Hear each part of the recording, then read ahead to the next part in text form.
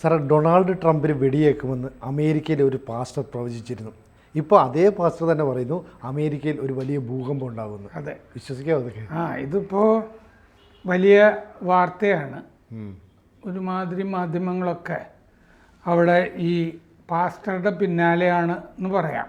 Pastor ഈ യൂട്യൂബിലൊക്കെ video ഒക്കെ ചെയ്ത് ഈ പ്രവചനങ്ങൾ, അദ്ദേഹം ഈ സ്വപ്നത്തിൽ ഓരോന്ന് കാണുന്നത് അങ്ങനെ നടന്നു ഇങ്ങനെ നടന്നു എന്നൊക്കെ പറയാറുണ്ട്.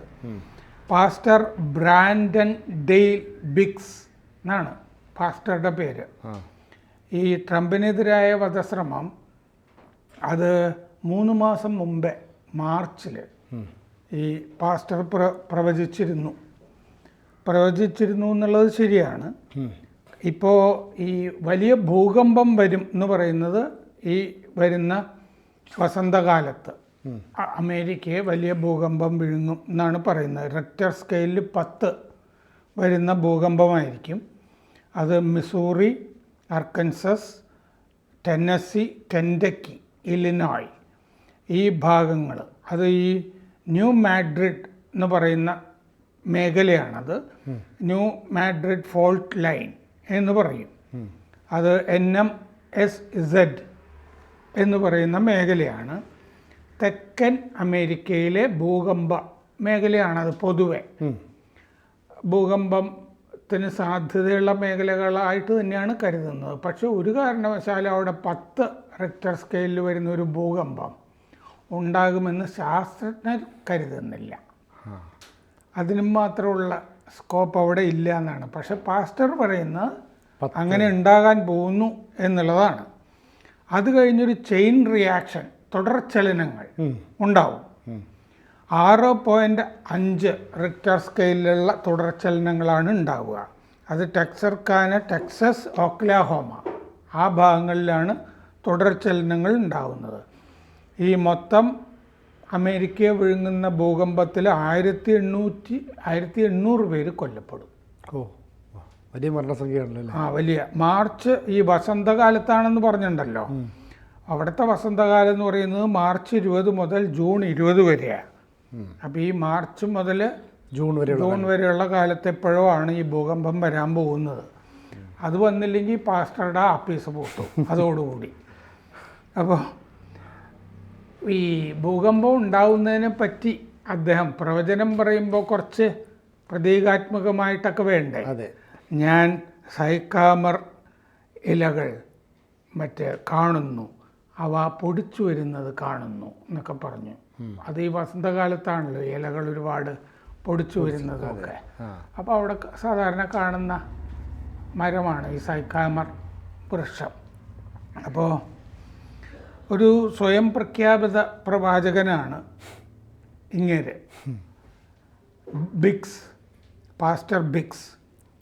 അങ്ങേര് ഓക്ലാഹോമയിലാണ് ജനിച്ചത്. യൂട്യൂബ് ചാനലുണ്ട്, അതിലാണ് ഈ പ്രവചനങ്ങളൊക്കെ നടത്തിക്കൊണ്ടിരിക്കുന്നത്. മാർച്ച് 14 ട്രംപിനെതിരെ ആക്രമണം ഉണ്ടാവുന്നുള്ള പ്രവചനത്തിൻ്റെ വീഡിയോ വന്നത്. 3 മാസം മുമ്പേ പറഞ്ഞിരുന്നു ഏതാണ്ടൊക്കെ ശരിയായിട്ട്. ട്രംപിൻ്റെ കാതിനടുത്തുകൂടി വെടിയുണ്ട പോകുന്നതെന്ന് ഇയാൾ പറഞ്ഞിരുന്നു.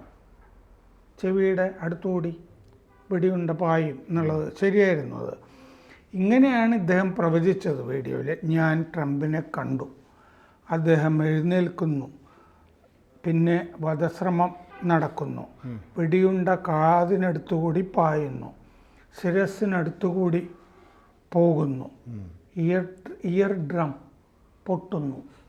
പക്ഷെ അത് സംഭവിച്ചില്ല. ബാക്കിയൊക്കെ ഏതാണ്ട് ശരിയായില്ല. ഇയർ ഡ്രമിന് വല്ല കുഴപ്പമുണ്ടോ എന്നുള്ളത് ഇനി ഭരണം നടക്കുമ്പോൾ നമുക്ക് മനസ്സിലാവും. എന്തെങ്കിലുമൊക്കെ ചോദിക്കുമ്പോൾ എന്നൊക്കെ ചോദിച്ചു പൊട്ടിയോന്ന് നമുക്കറിയാൻ പറ്റും. ട്രംപ് കാൽമുട്ടിൽ വീണ് ദൈവത്തോട് പ്രാർത്ഥിച്ചു. ഈ പ്രവചനത്തിൽ പറഞ്ഞതാണ്. അദ്ദേഹം ഇങ്ങനെ വീണു എന്നുള്ളത് ശരിയാണ്. 3 മാസം കഴിഞ്ഞ് ജൂലൈ 13 ആ വധശ്രമം നടന്നത്. ഇങ്ങേര് പറഞ്ഞത് മാർച്ച് 14. ഈ ബട്ടർ, പെൻസിൽവാനിയയിൽ ബട്ടർ എന്ന് പറഞ്ഞ സ്ഥലത്ത് വെച്ചിട്ടായിരുന്നു ആ ആക്രമണം അന്ന് നടന്നിരുന്നത്. ഈ ഭൂകമ്പത്തെ പറ്റി പറയുന്നത് എന്താണെന്ന് വെച്ച് കഴിഞ്ഞാൽ ഈ കണ്ടതുപോലെയാണ് ഈ പറയുന്നത്. നടന്നു കഴിഞ്ഞിട്ട് വീടുകൾ മൊത്തം കുലുങ്ങി, അടിത്തറകൾ ഇളകി, വീടുകൾ നിലംപൊത്തി. കർത്താവ് പറഞ്ഞു, ജെറുസലേമിന് ദുരാഷ്ട്ര പരിഹാരം പറഞ്ഞ് അവർ വിഭജിക്കാൻ നോക്കുമ്പോഴാണ് ഈ ഭൂകമ്പം ഉണ്ടായത്. ജെറുസലേമുമായി ബന്ധപ്പെട്ട് കുറേ സംഘർഷങ്ങൾ ഇപ്പോൾ നടന്നുകൊണ്ടിരിക്കുന്നുണ്ട്. എന്തായാലും അതും കൂടി ഇതിൽ കൂട്ടിച്ചേർക്കുന്നുണ്ട് ഈ പ്രവാചകൻ. ഈ ക്രിസ്ത്യൻ ആത്മീയ എഴുത്തുകാരൻ സ്റ്റീവ് ക്ലോക്കോ ഹൻറ്റി ആയിട്ടുള്ള ഒരു അഭിമുഖം പോലെയാണ് ഈ ട്രംപിൻ്റെ വധശ്രമം പ്രവചിച്ചിരുന്നത്. മാത്യു ക്രൂക്സാണ് ആ വധശ്രമം നടത്തിയത്. 20 വയസ്സുള്ള യുവാവ് നിരവധി വെടിയുണ്ടകൾ ലക്ഷ്യം വെച്ചിരുന്നു. അതിൽ ഒരെണ്ണമാണ് ഈ ചെവിയുടെ അടുത്തുകൂടി പോയത്. ഈ ഡ്രം പൊട്ടിയില്ല. ഈ മിഷിഗൺ, ഓക്ലഹോമ, ഈ പ്രദേശങ്ങളിലൊക്കെ റെഡ് വേവ്സ് ഉണ്ടാവും ഈ തെരഞ്ഞെടുപ്പിൽ നിന്ന് പ്രവചിച്ചിരുന്നു. ആ സ്ഥലങ്ങളുമൊക്കെ ട്രംപിന് കിട്ടിയല്ലോ. അതും ഏതാണ്ട് ശരിയായിരുന്നു 2024 തെരഞ്ഞെടുപ്പിൽ. മിസിസിപ്പി നദി ദിശ മാറും ഈ ഭൂകമ്പത്തെ തുടർന്ന് എന്ന് പറയുന്നുണ്ട്. പണ്ട് ഈ ആലുവ പുഴ ഒരു വെള്ളപ്പൊക്കത്തിൽ വഴിമാറി എന്നാണല്ലോ പറയുന്നത്. ഈ സ്ഥലം ഭൂകമ്പ ബാധ ഉണ്ടാകാനായിട്ട് സാധ്യതയുള്ളതാണെന്ന് നേരത്തെ പറഞ്ഞല്ലോ. 1811 1812 അവിടെ ഭൂകമ്പം ഉണ്ടായിരുന്നു. അത് 7.5 7.7 റിക്ടർ സ്കെയിലിൽ വരുന്ന ഭൂകമ്പമായിരുന്നു. അന്ന് ജനസംഖ്യ വളരെ കുറവായിരുന്നു. ഇന്ന് ഒരു കനത്ത ഭൂകമ്പം ഉണ്ടാവുകയാണെങ്കിൽ 5000 പേര് വരെ കൊല്ലപ്പെടാം എന്നാണ് കണക്ക്. പക്ഷേ പണ്ഡിതർ ഈ പ്രവചനം തള്ളുകയാണ്. 1960 ചിലിയിലുണ്ടായത് തന്നെ 9.5 റിക്ടർ സ്കെയിലിൽ വരുന്നതായിരുന്നു. അതാണ് ഏറ്റവും വലിയ ശക്തമായ ഭൂകമ്പം എന്ന് പറയുന്നത്. 9.5. 6200 മൈൽ ഈ വിസ്തൃതിയൊക്കെ ഉള്ള പ്രദേശമാണെങ്കിൽ 10 റിക്ടർ സ്കെയിലിൽ അത്രയും പ്രദേശത്തിന് ബാധിക്കുകയാണെങ്കിൽ ഈ റിക്ടർ സ്കെയിലിൽ 10 എന്ന് പറയാൻ പറ്റുക. പക്ഷേ ഈ മേഖല ഇവിടെ വരുന്ന ഈ ന്യൂ മാഡ്രിഡ് മേഖല അത് 150 മൈലേ ഉള്ളൂ. അപ്പോൾ ഈ 10 റിക്ടർ സ്കെയിലൊരു ഭൂകമ്പം വരാൻ സാധ്യതയില്ല എന്നാണ് ശാസ്ത്രജ്ഞർ പറയുന്നത്. ചിനൂക്ക് ഹെലികോപ്റ്ററുകൾ ഞാൻ കാണുന്നു എന്ന് പ്രവാചകൻ പറഞ്ഞിട്ടുണ്ട്. അതായത് ഭൂകമ്പം നടന്നു കഴിഞ്ഞിട്ട് രക്ഷാപ്രവർത്തനത്തിലുള്ളത് അത് പറക്കുന്നതായിട്ട് കാണുന്നതായിട്ട് പറയുന്നുണ്ട്. അത് താഴ്ന്നു പറന്ന് വീടുകളെ കുലുക്കി എന്ന് പ്രവചനത്തിൽ പറയുന്നുണ്ട്.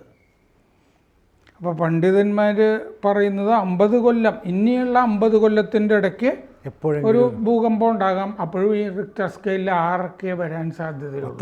വലിയ ഭൂകമ്പമാണ്. അപ്പോൾ പക്ഷെ പ്രവാചകൻ അത് സമ്മതിക്കുന്നില്ല.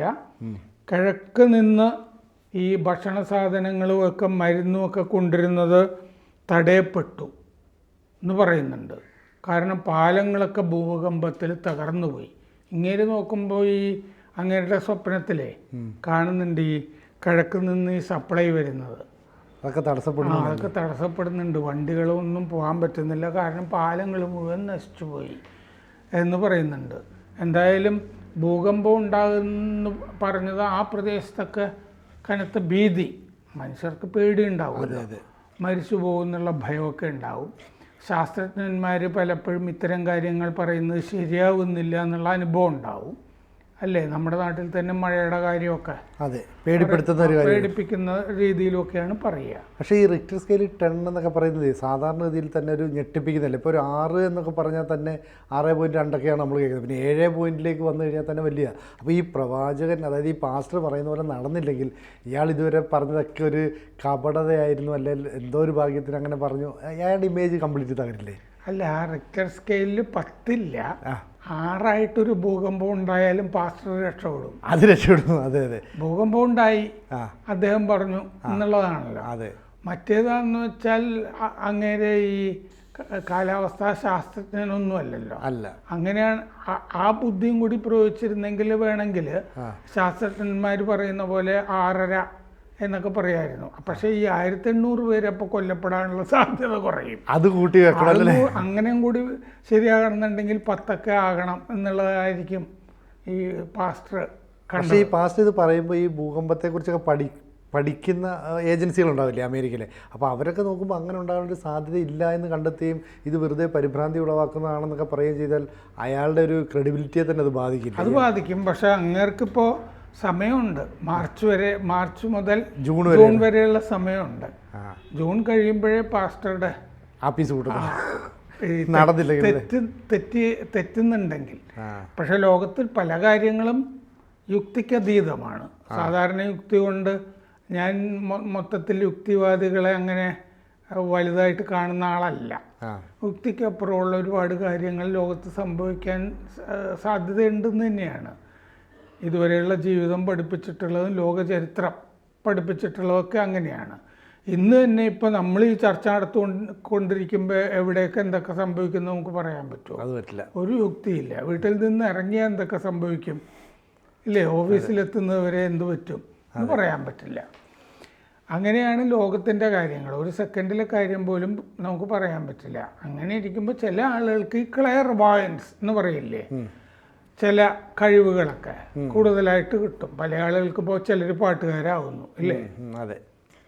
അത് പലതരം കഴിവുകൾ പലതരത്തിൽ ജനറ്റിക് ആയിരിക്കാം. ബ്രെയിനിലുള്ള ചില ഭാഗങ്ങൾ മാത്രം കൂടുതൽ വളരുന്നു ഇല്ലേ?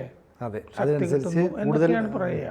അപ്പോൾ ഇവിടെ എന്തായാലും പാസ്റ്ററുടെ ഒരു പ്രവചനം അതെന്തായാലും ഒരു 3 മാസം ഇനിയും ഉണ്ടല്ലോ, അപ്പോൾ നമുക്ക് നോക്കാം. അതെ, ഇനിയും ചർച്ച ചെയ്യേണ്ടി വരും. പാസ്റ്ററുടെ ഭാവി എന്താണ് എന്നൊക്കെ ചർച്ച ചെയ്യേണ്ടി വരും. അതെ, ഭൂതവാൻ എന്താണ്, വർത്തമാനം എന്താണെന്നൊക്കെ ചർച്ച ചെയ്യേണ്ടി വരും. എന്തായാലും ഇതിപ്പോൾ വലിയ വാർത്തയാണ് അവിടെ. കൂടുതൽ വാർത്തകളും വിശേഷങ്ങളും നിങ്ങളിലേക്ക് എത്താൻ ABC മലയാളം സബ്സ്ക്രൈബ് ചെയ്യുക, ബെൽ ബട്ടണും അമർത്തുക.